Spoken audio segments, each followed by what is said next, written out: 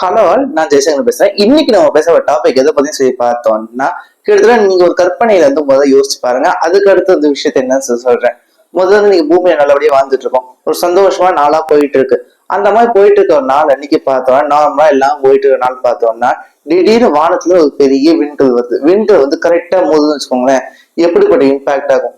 கிட்டத்தட்ட சொல்லணும்னா ஒரு அப்போகலிப்ஸ் மூவில வர சீன் மாதிரி இருக்குல்ல, அந்த மாதிரி நடக்கிறதுக்கான வாய்ப்புங்கிறது இன்க்ரீஸ் ஆயிருக்கு அப்படின்னு சொல்லிதான் ஒரு லேட்டஸ்ட் நியூஸ் வந்திருக்கு. அது என்னன்னு சொல்லி பார்த்தோம்னா, ஒரு ஆஸ்ட்ராய்ட் பூமியை வந்து கிட்டத்தட்ட தாக்கப்போகுது. எப்பன்னு சொல்லி பார்த்தோம்னா இப்ப இல்ல, ஒரு 8 வருஷம் கழிச்சு. 8 வருஷம் கழிச்சுதான் நீங்க யோசிக்கிறீங்க.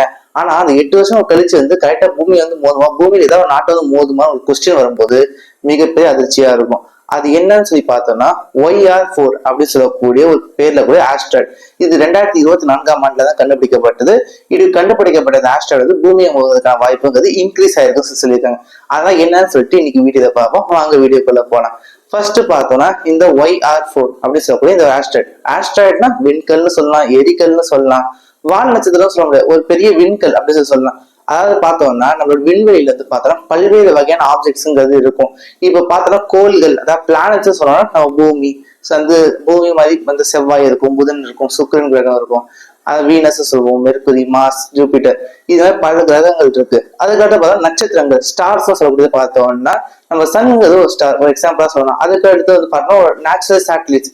நம்ம பூமிக்கு ஒரு நேச்சுரல் சேட்டலைட் பார்த்தோம்னா நம்ம சந்திரன் வந்து நிலாவை வந்து நம்ம ஒரு நேச்சுரல் சேட்டலைட் சொல்லலாம். இது மாதிரி கோள்கள் இருக்கும். இது மாதிரி பெரிய பெருசா இருக்கும் போது இது கோள்களாகவும், அதே சமயம் துணை கோள்களாகும், குறுங்கோள்களா இருக்கும், டுவார்ஃப் பிளானட்ஸ் அப்படி சொல்லுவாங்கல்ல, இது மாதிரிலாம் இருக்கும். ஆனா இந்த மாதிரி விண்கல்கள்லாம் என்னன்னு சொல்லி பார்த்தோம்னா, இப்ப நம்ம வெளியிலேயே பார்க்கும் போதே பல்வேறு வகையான சைஸ்ல கல் இருக்குல்ல, அந்த மாதிரி கல்லுலயே ஒரு மிகப்பெரிய கல், கிட்டத்தட்ட பார்த்தோம்னா ஊரோட அளவுக்கு இருக்கக்கூடிய கல் இருந்து ஆரம்பிச்சு ஒரு சின்ன சைஸ் கல், ஒரு 160 அடி மட்டுமே இருக்கக்கூடிய சைஸ் கல், இது மாதிரி நீங்க யோசிச்சு பாருங்களேன். அந்த மாதிரி கல்களா இருக்கு வந்து விண்வெளியில இருந்துச்சுன்னா அதை விண்கல்னு சொல்லுவோம். அதான் ஆஸ்ட்ராய்டு அப்படிங்கிற பேர்ல ஆங்கிலத்தை அழைப்பாங்க. இந்த மாதிரி ஆஸ்ட்ராய்டா இருக்கிற சான்ஸ் வந்து பார்த்தோம்னா இது YR4 அப்படிங்கிற ஆஸ்ட்ராய்டு வந்து பூமி வந்து தாக்கிறதுக்கான சான்ஸ் வந்து பார்த்தோம்னா 1 in 43 சான்ஸா வந்து இன்க்ரீஸ் ஆயிருக்கு சொல்லியிருக்காங்க. 1 in 43னா தமிழ்ல சொல்லுவா, கிட்டத்தட்ட ஒரு 43 வாட்டி நீங்க முயற்சி பண்றீங்கன்னு வச்சுக்கோங்களேன். அந்த 43 வாட்டி முயற்சி பண்ணும்போது அந்த 43 தடவைகள்லயும் ஒரே ஒரு முறை மட்டும்தான் உங்களால வெற்றி அடைய முடியுதுன்னு வச்சுக்கோங்களேன். அதுதான் 1 in 43 சான்ஸ் சொல்லுவாங்க. 43 சான்ஸ்ல ஒண்ணுன்னு சொல்லும் போது ரொம்பவே வந்து கம்மியா தான் தெரியுது அப்படி சொல்லி நீங்க யோசிக்கலாம். ஆனா அது வந்து பார்த்தோம்னா முன்னாடி இந்த சான்ஸை விட இப்ப இருக்கக்கூடிய இந்த சான்ஸோட பெர்சன்டேஜ் வந்து இன்க்ரீஸ் ஆயிருக்கு. கிட்டத்தட்ட பார்த்தோம்னா டபுள் த டைம்ஸ் வந்து ப்ரொபோர்ஷன் இன்க்ரீஸ் ஆயிருக்குன்னு சொல்லியிருக்காங்க. அது வந்து என்னன்னு சொல்லிட்டு அடுத்தடுத்து பார்ப்போம். ஃபர்ஸ்ட் பார்த்தோம்னா இது கண்டுபிடிக்கப்படுறது வந்து பார்த்தா 2024 தான் கண்டுபிடிக்கப்படுது. அது மட்டும் இல்லாம இந்த YR4 ஆஸ்ட்ராய்ட் பார்த்தோம்னா இந்த வருஷம் வந்து centre for near earth space objects அப்படின்னு சொல்லக்கூடிய லிஸ்ட்ல வந்து பார்த்தோம்னா ரிஸ்கான வந்து ஃபேக்டர்ஸ் வந்து இது ஃபர்ஸ்ட் பிளேஸ் வாங்குது. அதாவது பார்த்தோம்னா பூமிக்கு நியர்பை அப்படி வந்து ஸ்பேஸ் ஆப்ஜெக்ட்ஸ்னால பூமிக்கு எந்த அளவுக்கு தாக்கம் ஏற்பட்டு பாதிப்பு ஏற்படுத்தலாம் அப்படின்னு சொல்லும் போது இது வந்து ஃபர்ஸ்ட் பிளேஸ்ல இருக்கு அப்படின்னு சொல்லிட்டு சொல்றாங்க. அந்த அளவுக்கு முக்கியமான அளவுல வந்து இந்த எரிகள், அந்த விண்கல்ங்கிறது பெயர் பெற்றிருக்கு. கிட்டத்தட்ட பார்த்தோம்னா இது வந்து யாரு கண்டுபிடிக்கலாம் சொல்லி பார்த்தோம்னா அவரோட பேர் என்ன சொல்லி குறிப்பிடப்படுதுன்னு சொல்லி பார்த்தோம்னா டேவிட் ரான்கின் அப்படின்னு சொல்லிட்டு குறிப்பிடப்படுது. இவர் தான் வந்து இப்படி ஒரு கல் இருக்கு, இந்த கல் வந்து பூமியை மோததான் வாய்ப்பு இருக்கு, இவர் கல் இருக்கிறத கண்டுபிடிக்கிற மாதிரி ஏதோ ஒரு கல் வந்து பூமி வந்து மோத போகுது அப்படின்னு விஷயத்தை கண்டுபிடிக்கிறது டேவிட் ரான்கின்ங்கிறவர் தான். இவர் வந்து பார்த்தோம்னா விண்வெளி ஆராய்ச்சியாளர், அது மட்டும் இல்லாம அதை இன்ட்ரெஸ்ட் இருக்கக்கூடிய நபரா இருக்காரு. இவர் என்ன பண்றாரு பார்த்தோம்னா இவர் எப்படி கண்டுபிடிக்காரு அப்படிங்கிற விஷயத்த நம்ம யோசிச்சோம்னா இவர் வந்து டேட்டா வந்து யூஸ் பண்றாரு. அது என்ன டேட்டா சொல்லி பார்த்தோம்னா கேட்டலைனா ஸ்கை சர்வே அப்படின்னு சொல்லக்கூடிய டேட்டா பார்த்தோம்னா அந்த டேட்டாவோட ரெப்ரஸன்டேஷன் பிக்சர்ஸ், அதுக்கப்புறம் அந்த விண்வெளி எடுக்கப்பட்ட பிக்சர்ஸ் அதெல்லாம் வச்சு கவனிக்கும் போது இப்படி ஒரு விண்கல் இருக்கிறது கவனிக்கல. இவர் கவனிச்சதுக்கு அப்புறம் இதுக்கு YR4 அப்படின்னு சொல்லிட்டு பேர் வைக்கப்படுது. இந்த YR4 கண்டுபிடிச்சதும் 2024 டிசம்பர் மாதம் தான் கண்டுபிடிக்கப்படுது இந்த YR4 விண்கல்ங்கிறது. இது மாதிரி கண்டுபிடிக்கப்படும் போது இந்த மாதிரி சர்வேல கண்டுபிடிக்கப்பட்டு அதுக்கடுத்து வந்து ஆய்வாளர்கள்லாம் இது பூமியில தாக்குதல் ஏற்படுத்துமா, இந்த தாக்குதல் வந்து எந்த அளவுக்கு வந்து ஏற்படுத்தும் அப்படிங்கிற ஆராய்ச்சியில இறங்க ஆரம்பிக்கிறாங்க. நம்ம சரியா பார்த்தோம்னா 8 வருஷம் கழிச்சு அது மோத போது எதுக்கு இப்பயே வந்து பயந்துட்டு இருக்கணும் அப்படிங்கிற கேள்வி வரும். ஆனா பார்த்தோம்னா 8 வருஷம் வந்து விண்வெளி அளவுல இருக்கக்கூடிய வந்து ஒரு பயணத்துல பார்த்தோம்னா ரொம்பவே குறுகினால காலகட்டம் தான் அப்படின்னு சொல்ல முடியும். அதோட குறுகியான காலகட்டத்துக்குள்ள பூமி வந்து தாக்காத வகையில் இருந்துச்சுன்னா நமக்கு நிம்மதி பெருமூச்சு தானே. அந்த அளவுக்கு வந்து நிம்மதியா அடையணும்னா அதுக்கான ஆராய்ச்சிகள் வந்து இப்பயே தொடங்கினாதான் சரியாகும் சொல்லிட்டு 2024 கண்டுபிடிக்கிறதுல இருந்து இந்த ஆய்வுகளை தொடங்க ஆரம்பிச்சாங்க.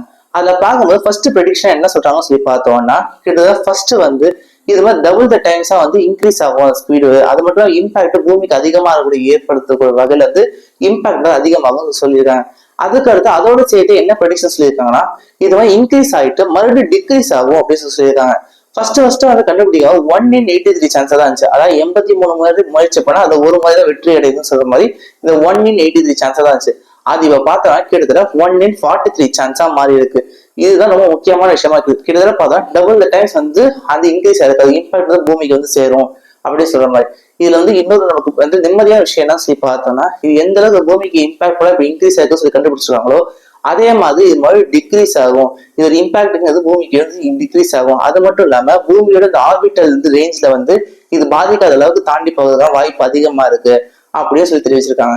அதுக்கு அடுத்து இது டேவிட் ரான்கின் அவர் என்ன தெரிவிக்கலாம் சொல்லி பார்த்தோம்னா இப்போதைக்கு இதை பத்தி பயப்பட வேண்டிய அவசியம் இல்லை அப்படின்னு சொல்லி சொல்லியிருக்காரு. அவர் சொல்லும் போது இப்போதைக்கு எதுவும் பயப்பட வேணாம், அதுக்கப்புறம் அப்படின்னு சொல்லி கேட்கும்போது அவருக்கும் அந்த கொஸ்டின் மார்க் தான் இருக்கு. ஏன்னு சொல்லி பார்த்தோம்னா இது லைன் ஆஃப் வேரியேஷன் வரக்கூடிய ஆர்பிட் ரேஞ்சில் வரக்கூடிய ஒரு ஆஸ்ட்ராய்டா அமைச்சிருக்கு. அதாவது சொல்லி பார்த்தோம்னா இது வந்து இன்னும் ஒரு நிலையான வந்து பாத்துல வந்து நிலையான ஒரு இடத்துல வர மாதிரி அமையல. அது மட்டும் இல்லாம இது மாறக்கூடிய தன்மையில இருக்கலாம். ஒண்ணு நேரடியா பூமியை தாக்குற மாதிரியான இடத்துக்கும் வரலாம், இல்ல பூமியை தாக்காத வகையில் நகர்ந்து போறதுக்கான ஆர்பிட்லயும் போய் சேரலாம். அதனால லைன் ஆஃப் வேரியேஷன் அப்படிங்கிற விஷயத்த வந்து சேருது அப்படின்னு சொல்லிட்டு அவர் தெரிவிக்கிறாரு. கிட்டத்தட்ட பார்த்தோம்னா பல விண்வெளி ஆராய்ச்சி நிலையங்களும் பல விண்வெளி ஆய்வாளர்களும் பார்த்தோம்னா இந்த கல்ல ரொம்பவே டீட்டெயிலா படிச்சுட்டு இருக்காங்க. கிட்டத்தட்ட பார்த்தோம்னா இதோட சைஸ் எந்த அளவுக்கு சொல்றாங்க சொல்லி பார்த்தோம்னா 160 ஃபுட் அளவுக்கு தான் வந்து சைஸுங்க சொல்லப்படுது. அதுக்கு அடுத்து என்ன சொல்றாங்க சொல்லி பார்த்தோம்னா இது வந்து எவ்வளவு பெர்சன்டேஜ் சான்ஸ் வந்து பூமியை தாக்குறதுக்கான வல்லதுன்னு சொல்லி பார்த்தோம்னா அதாவது இவங்க வந்து எவ்வளவு சான்ஸ் வந்து பூமியை தாக்குறதுக்குன்னு சொல்லிட்டு பெர்சன்டேஜ் கொடுக்காம எவ்வளவு சான்ஸ் தாக்காதுன்னு சொல்லிட்டு நமக்கு நிம்மதியா ஒரு அளவு கொடுக்குறாங்க. எவ்வளவுன்னு சொல்லி பார்த்தோம்னா 97.7% அப்படின்னு சொல்லிட்டு நமக்கு தெரிவிக்கிறாங்க. 97.7% ஒரு நல்ல வந்து சேஃபான ஃபேக்டர் தான் அப்படிங்கிறது மக்களுக்கு வந்து தெரியக்கூடிய விஷயமா அவர் தெரிவிக்கிறாரு டேவிட் ரான்கின் சொல்றாரு. அதுக்கு அடுத்து என்ன சொல்லி பார்த்தா இது சைஸ் வந்து வேரியேஷன்ஸ் தான் வந்து வேற வேற நிறைய சொல்றாங்க. ஃபர்ஸ்ட் சொன்ன 190 ஃபுட் இருக்கக்கூடிய வகையில இருக்கக்கூடிய ஒரு கல்லுகள் இருக்கு, 160 ஃபுட் இருக்கிறதா இருக்கு. இந்த வந்து ஃபுட் வந்து கரெக்டா இப்ப எவ்வளவு கண்டுபிடிச்சிருக்காங்க சொல்லி பார்த்தோம்னா இது அளவு வந்து 196 ஃபுட் வந்து கண்டுபிடிச்சிருக்காங்க. அது வந்து பார்த்தா இப்ப வந்து கரெக்டா ஜனவரி மந்த் தான் கண்டுபிடிச்சிருக்காங்க. 160 ஃபுட் இருந்துச்சு அப்படின்னு சொல்லிட்டு ஃபர்ஸ்ட் இருந்துச்சு. அதுக்கு 196 ஃபுட் இருக்கும் அப்படின்னு சொல்லிட்டு கண்டுபிடிக்கிறாங்க. அதுக்கு அடுத்து வந்து மீட்டர்ஸ் வைஸ் பார்த்தோம்னா அவங்க என்ன சொல்றாங்க அப்படிங்கிற விஷயத்த சொல்லும் போதுதான் இது கிட்டத்தட்ட வந்து ஒரு 100 மீட்டர் அப்படின்னு சொல்லிட்டு அதுக்கு சொல்றாங்க. டயாமீட்டர் ரேஞ்ச்ல 40 மீட்டர்ல 100 மீட்டர் அப்படிங்கிற ரேஞ்ச் டயாமீட்டர் போவாங்க. எப்பவும் பார்த்தா இது மாதிரி விண்கல்களுக்கு வந்து பார்த்தோம்னா நம்ம பூமியில இருந்து பார்க்கும்போது ஒரு வகையிலான இது கட்டம் தான் தெரியும். அதை பார்த்தா நம்ம முன்னாடில இருந்து பார்க்கும்போது ஒரு மாதிரியும் சைட்ல இருந்து பார்க்கும்போது வேற மாதிரியும் தெரியும்ல. அது மாதிரிதான் இந்த விஷயத்தையும் பார்த்தா முன்னாடில இருந்து பார்க்கும்போது 40 மீட்டர் to 100 மீட்டர் அப்படிங்கிற ரேஞ்ச் வந்து கொடுக்கப்படுறதா இருக்கு. இதுதான் இந்த விண்கலோட சைஸ் வந்து கொடுக்கப்படுது. இது கரெக்டா எப்ப கண்டுபிடிச்சாலும் சொல்லி பார்த்தோம்னா டிசம்பர் 27, 2024 தான் கண்டுபிடிக்கிறாங்க. இதை பத்தி நான் வந்து பேனிக் ஆகணுமா மக்கள் எல்லாம் பதட்டம் ஆகணுமா சொல்லி பார்த்தா இப்ப பதட்டம் அடைய வேணா, எதிர்காலத்து அது என்ன ஆகுதுன்னு சொல்லி பார்த்துட்டு அதுக்காக பதட்டம் அடையணுமா வேணாமா சொல்லி முடிவு எடுத்துக்கலாம் அப்படின்னு சொல்லிட்டு தெரிவிக்கிறாங்க. நீங்க இந்த விண்கலை பத்தி நீங்க என்ன நினைக்கிறீங்க? அதே சமயம் பார்த்தோம்னா நம்ம சேனல் சப்ஸ்கிரைப் பண்ணிக்கோங்க. வேற நீங்க என்ன நினைக்கிறீங்கன்னு சொல்லிட்டு கமெண்ட் பண்ணுங்க. மீண்டும் நாளைக்கு வேற ஒரு வீடியோ சந்திக்கிறேன். நன்றி.